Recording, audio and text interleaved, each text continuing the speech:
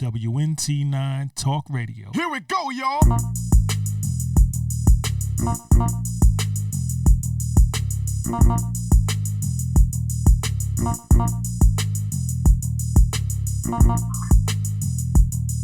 WNT9 Talk Radio.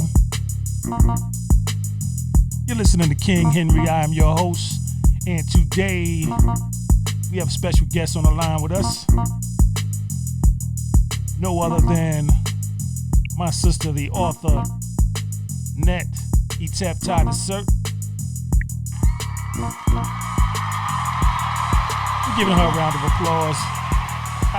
Round back, goddess. Round back. How you doing today? Anuki day. I am great. And you? Beautiful. I am absolutely awesome, in good spirits, in good soul. I'm great. Yeah. It's wonderful. To jump right into it, this book that I received, Grief, Decoding Fear-Based Emotions. I did not complete the book as I just received it, and being that we dealing with this pandemic, everybody's indoors and all of that, I actually do have time to really get into this book, but just going through it, I don't want to tell, give all the Jews, So you give us a synopsis of this new powerhouse book of yours. First of all, it is a number one bestseller. It's not a number one, but it's a bestseller. See, I'm trying to speak that into existence. No doubt. Get it into existence. Right now, it's a bestseller in two categories. The synopsis of the book simply shows you how to use numerology in correlation to each letter, and then you.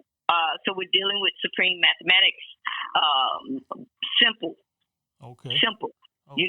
Multiplication, rooting, which is addition, and then once you get the sum total or the total of things, there's a message. Actually, there's a message in every single word that we speak. So we're actually speaking in numbers. When you say we speaking in numbers, explain that. Okay. Our sentences that we communicate in daily can all be broken down to a number. We can actually, like right now, if I say good morning to you, I could write that out and see that there is a parallel message to what I just said. Okay. So that your mind and your ears and your mind we're physically hearing me say these words. However, the ear and the mind is calculating. So the mind is not actually hearing words. It's numbers.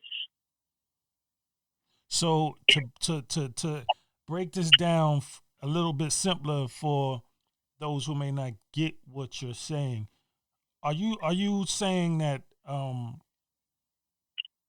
this is rhythm, that is it is a vibration? It's vibration. Vibration is also deals with numerology. Everything, music. Because when you're talking about vibration and you're talking about rhythm, okay, you are talking about music. Okay. Intonations, fluctuations, reverberations. Literally, there is a rhythm that we all speak in. There's a rhythm that we walk in, and everything, can be registered on a scale. Right. Okay. Right. And so that's what we're dealing with. We're dealing with the finer senses of actually what is going on with us every time we take a step, every time we make a movement, even our thoughts. Every single thing is recorded as a number. Okay. You know, so even on the music, let's say music, you have the scale, you know, do, re, mi, fa, sol, la, ti, do. That's a scale, and that scale, once you are dealing with it, it deals with numbers. Right. You know, remember what was that little thing in music that used to rock back and forth, you know, to help you stay on beat? You can't escape it. So even for a layman, just, you know, dealing with numerology is simple, very simple. It will make math more exciting, you know, when you make it more applicable to anything that's current, you see.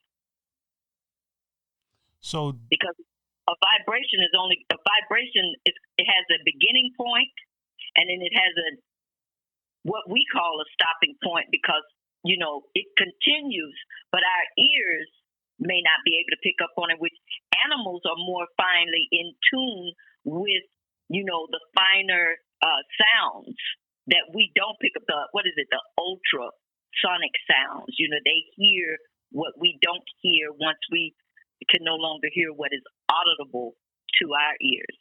Right. Right. So let me ask you, what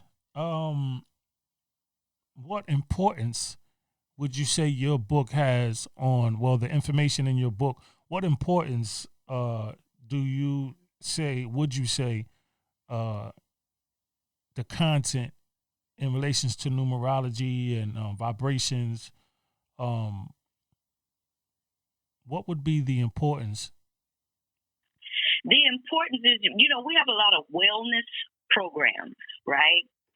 You have those that are into yoga. You have Ayurvedic. People are always trying to figure out how to live a better life right now. Right. How to manage their emotions. You know, just how to feel good.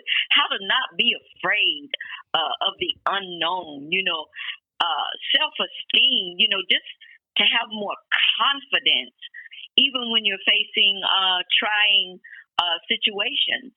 And so the importance of my book is a tool to give you the ability to handle yourself, to manage your thoughts, to manage your reactions to the most traumatic things.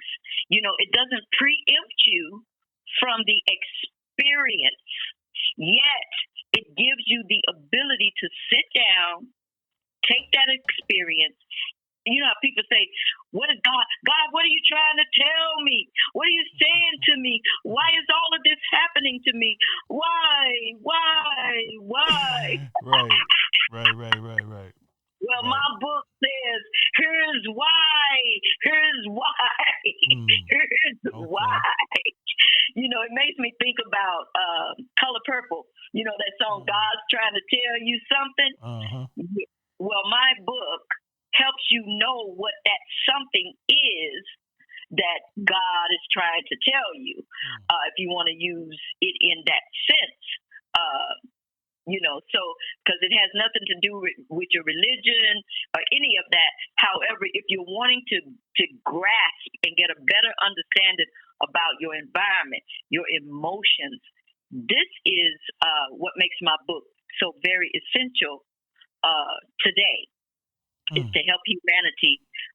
You know, I told you once before, it's to help humanity with its mental illnesses. Wow. Okay. I know. And you told me, well, you know, what if I don't think I have any? We all got something. A mental illness is simply just saying a mental imbalancement, okay? Some are more severe than others.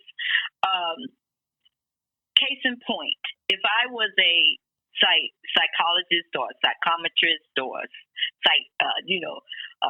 you go to your what do they call those people that you go to when they trying to help you work out your mental issues? Psychiatrist. Psychologist. Yes. So if I wanted to use this book in my practice, right, and I've already determined, say for instance, I've determined that you're manic depressive, okay, on that line, or even bipolar. Mm-hmm. I could, from a scientific investigation with my book, I can write down what I have determined your condition is, to see what is the underlying message. Is there something that I'm missing in order to really bring that out in our discussions?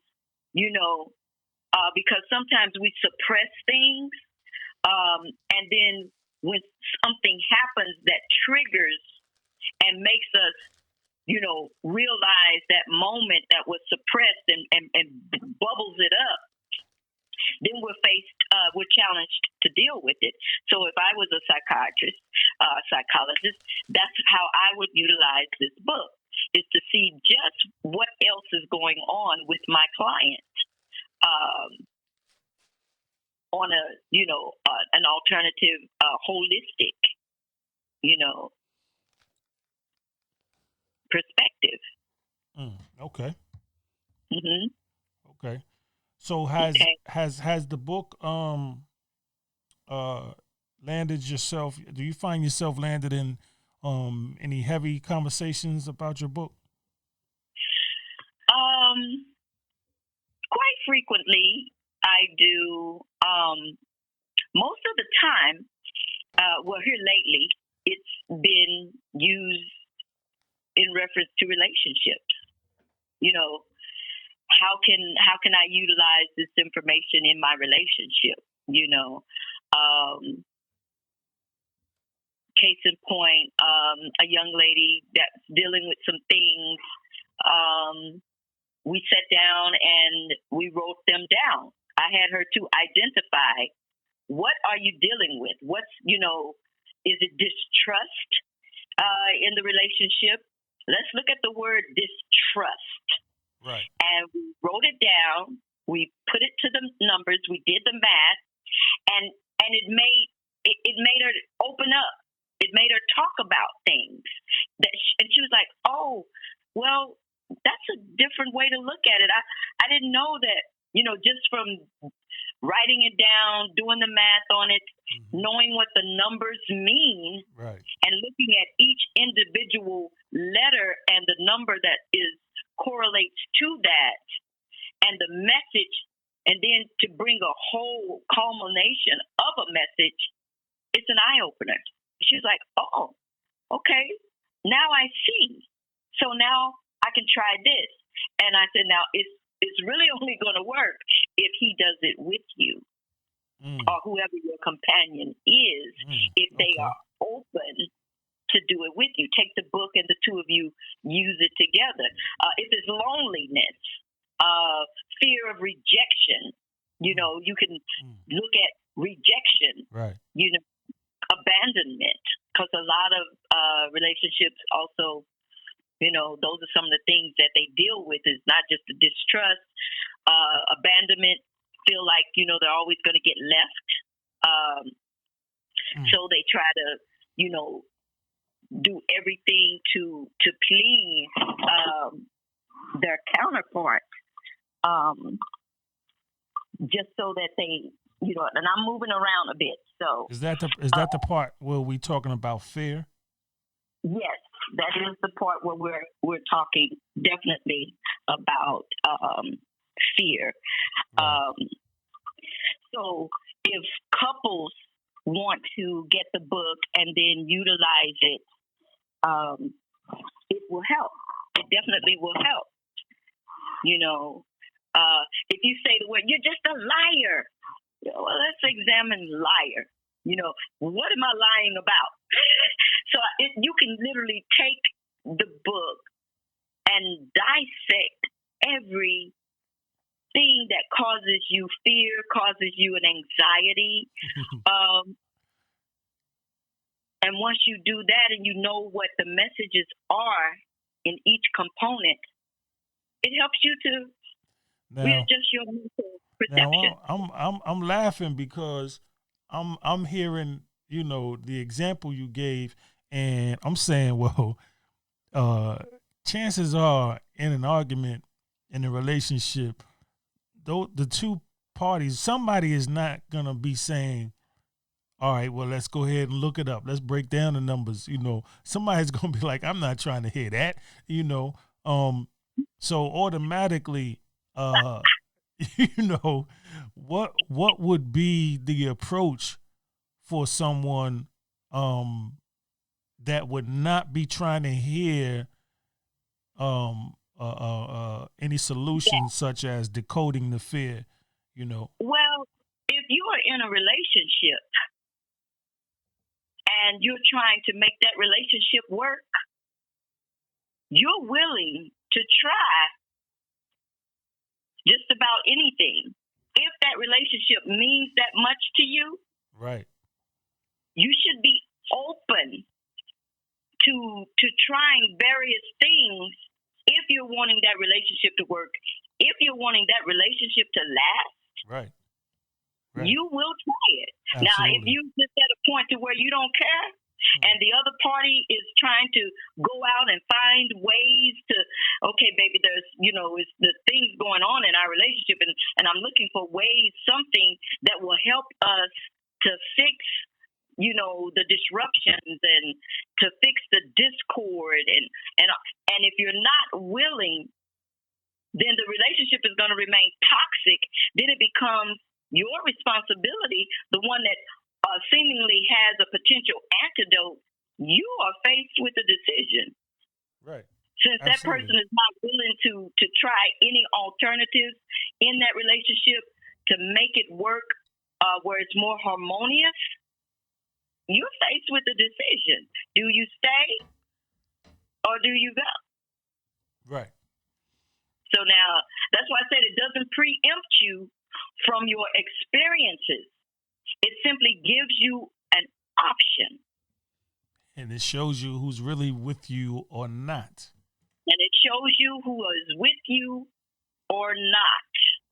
Yeah, that's you know, that's real heavy because I think that's 1,000 with that.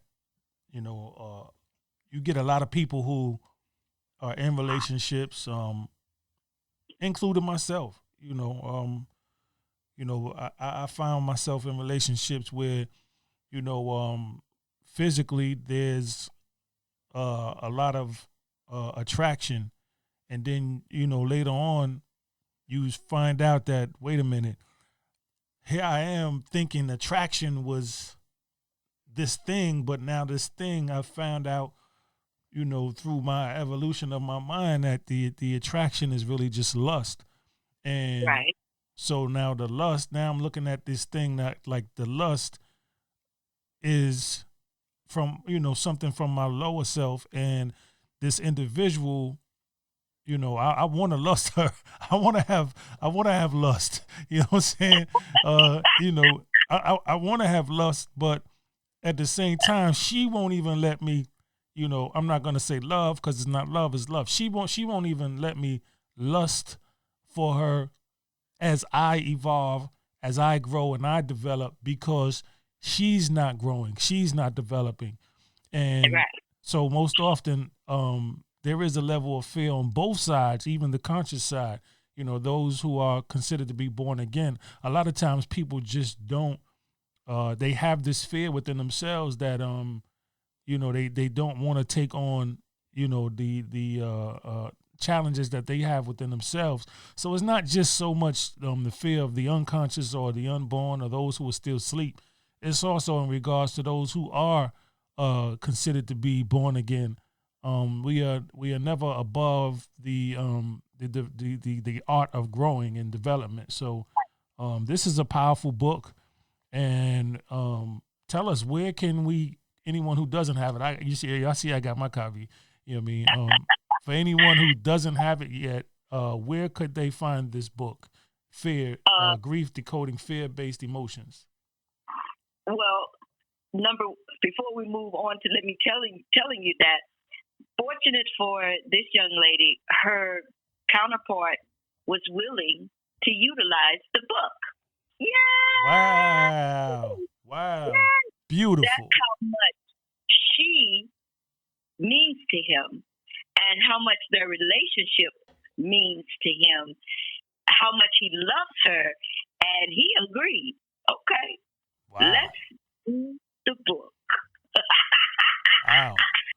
And and they're loving it. Okay, for real. We talk about for real, and that's why I know if the two are willing, it can work.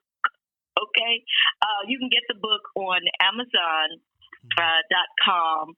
It comes in two available formats. You can either get it in a Kindle version or you can get it in paperback. And it's on Amazon.com. That's Grief, Decoding Fear-Based Emotions. And that's where you can obtain that book. And there you have it.